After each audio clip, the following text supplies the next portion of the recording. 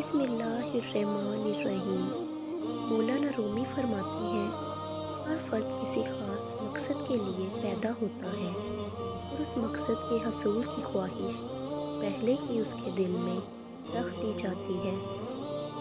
قصد کے بجائے رشک سے کام لینا چاہیے اور اپنے اندر وہ عادات و اطوار پیدا کرنی چاہیے جس کی وجہ سے اللہ کے نیک بندے اس کی بارگاہ میں مقبول ہوئے اور بلند مرتبہ پر فائز ہوئے۔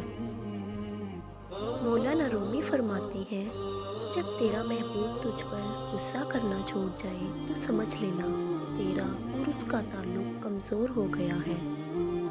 ہم محبت کی چاہے جتنی بھی اچھی وضاحت کر لیں، لیکن ہم جب محبت کرتے ہیں تو ہمیں ہر وضاحت نامکمل لگتی ہے۔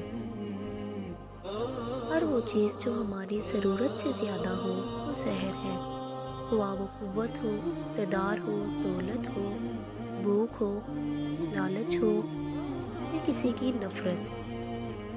لوگ سمجھتے ہیں کہ بت صرف پتھر کی مورتی کا نام ہے، لیکن ہر وہ چیز جو آپ کے دل میں اللہ سے زیادہ اہمیت اختیار کر جائے وہی آپ کا بت ہے۔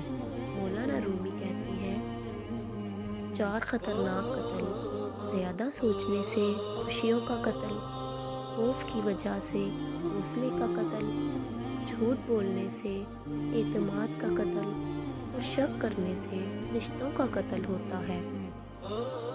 محبوب بننا تو ہر کسی کے بس میں نہیں، لیکن عاشق بننا تو بہت آسان ہے۔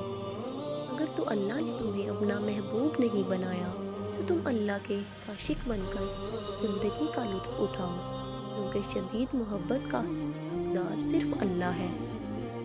اپنے دل کو خود سے دور نہ کرو، چاہے وہ کتنے ہی غموں سے بھرا ہو، کیونکہ خدا اپنے خزانے ٹوٹے ہوئے دلوں میں ہی رکھتا ہے۔